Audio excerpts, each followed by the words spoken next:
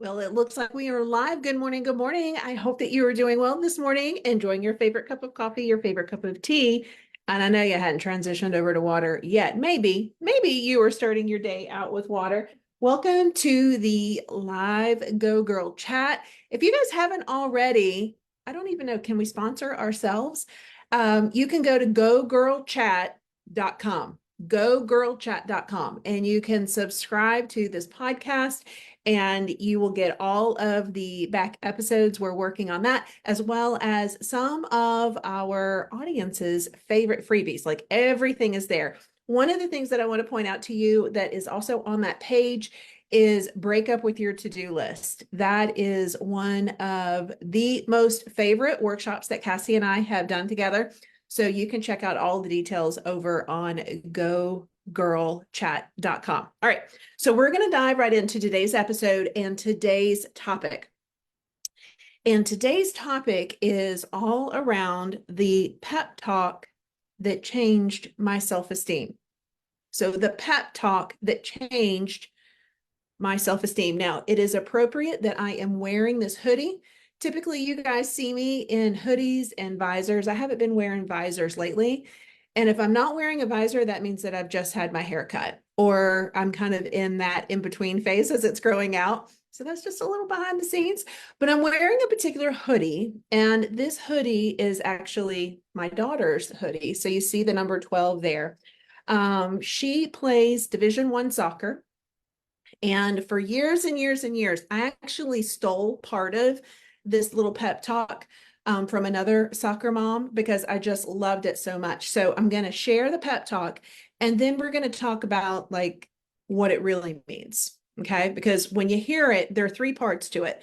And when you hear it, you're like, oh, well, she's pretty sassy, but we'll dive into that after. Okay.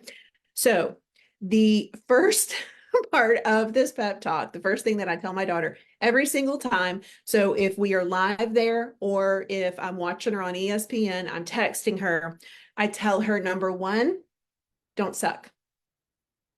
Number two, don't be the 12th player on the team.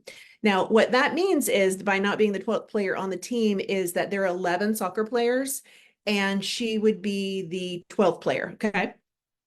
And then the final step here is don't embarrass me. Now, that was the sassy part that I told you about, that you're like, I don't know if I want you to be my soccer mom, but I want you to think about this as a whole. All right. So don't suck, don't be the 12th player on the team, and don't embarrass me. How have I been able to adopt that? Bottom line is that if you think about Division I athletics, there is a lot going on. There's a lot going on with training and games and just the intensity of every single play. And the pep talk is designed literally to not take yourself so seriously, right? That it's really not a life or death situation. And that's the same pep talk that I give myself. Don't suck, don't be the 12th player on the team, and don't embarrass me. Even though it's like my own pep talk to my daughter, that how do I adopt that? Don't take myself so seriously. And, you know, Maggie is a very level-headed kid. She has coaches yelling all the time and has never kind of let that intensity she hasn't buckled under that intensity, and she hasn't like let it impact the playing, right? And so the pep talk is designed that when we're in the thick of it, it feels like the world is on our shoulders. If I make the wrong move, then my teammate is not going to be able to score. If I hit the ball wrong, I'm not going to score that winning goal in the game. But if we take a step back and we don't take ourselves so seriously, and we kind of remove all of those layers, I feel like we can almost breathe. I feel like we can almost breathe. And that, to me here, especially lately, has been so important, like focusing the time and attention on things that are important. And so I guess what I'm trying to say is, most days we wake up, sun is shining, we're ready to go. We've got our things on our to-do list for the day, and we're good to go. But it's those days that are not so good. Like that is when we need a pep talk that takes out the seriousness of whatever situation that we're going to be facing that day. So it looks like Cass is in the room now, so I'm going to admit her here and get her take on it if she's been able to hear it. I wanted to get through that before I transitioned, but it would be good to hear. Hey, Cass, it would be good to hear what your pep talk is. What is your pep talk to yourself, Cassie? Oh, my pep talk to myself in the morning or every day or at any point in the day I'm about to lose my shiitake. Well, the pep talk that changed, I think, well, the way that I opened it up, pep talk that changed my self-esteem. And I think that it's just about, I mean, you know what my pep talk is. Don't suck, don't be the 12th player on the team, and don't embarrass me. And so that is a pep talk I've given to Maggie that I've adopted myself. And so not to take myself so seriously, really, in most situations. So, uh-oh, are you here? Are you there? I think my camera is acting up. Okay. I am Well, can you here. still tell us? Yeah, yeah. So for me, I think internally, what am I committed to? Um, who am I at my core and what do I want to create? So that's essentially where I go in my mind. If I need to get my mind right, I know I'm committed to joy and happiness and gratitude and every interaction, making sure that other person feels like I'm fully present, that I'm communicating respectfully and with the intention to connect. And if I stay in that zone, it brings me back to center every time. I'll two sides of the coin there, friends. Cassie, she always goes a little bit deeper than my surface level. All right, don't suck, Rhonda. um, so I hope that today's topic, like what is your pep talk that you're going to give yourself?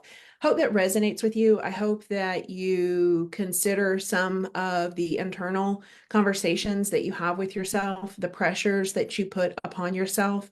I know for me, really the daily three resulted from, I suffer from migraines. I've always suffered from migraines. And there was one particular day that I was out walking the dog, had a migraine, and I'm like, what if I just didn't do something today? Is the world going to come to an end? No, I really, I think at the root of everything, we have such a high expectation of ourselves.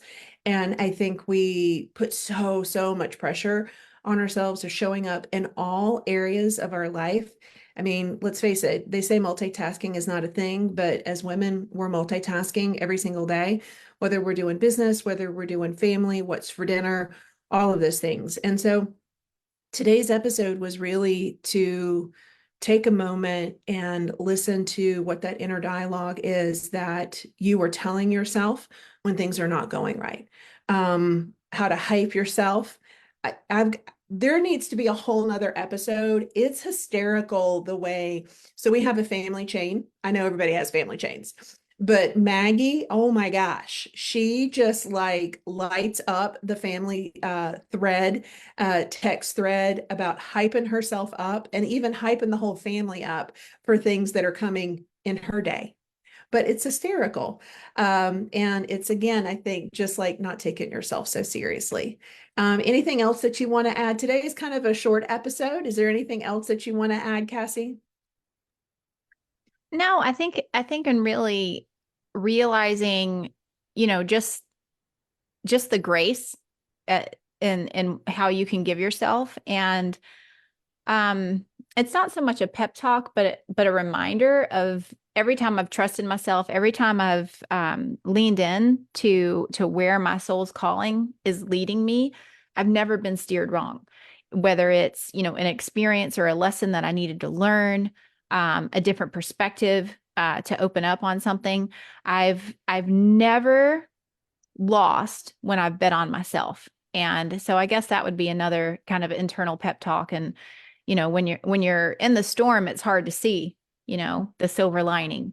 But I will tell you, I've been through a lot of storms, and every time I'm on the other side of it, it has just been like the only way to overcome it is through. So, It's just getting to the get. It's yep. going to be okay. We just got to get to the okay. That was a post that I was going to do the other day, and I hadn't had time to even do that post. So, thanks everybody for tuning in today and watching us live. If you're watching us live, again, at the top of today's episode, I talked about we are live, gogirlchat.com, and you can subscribe to the Go Girl Chat podcast. And there are lots and lots of fun freebies, including how to break up with your to-do list. So pop on over. Until tomorrow, guys, have an amazing day. Bye.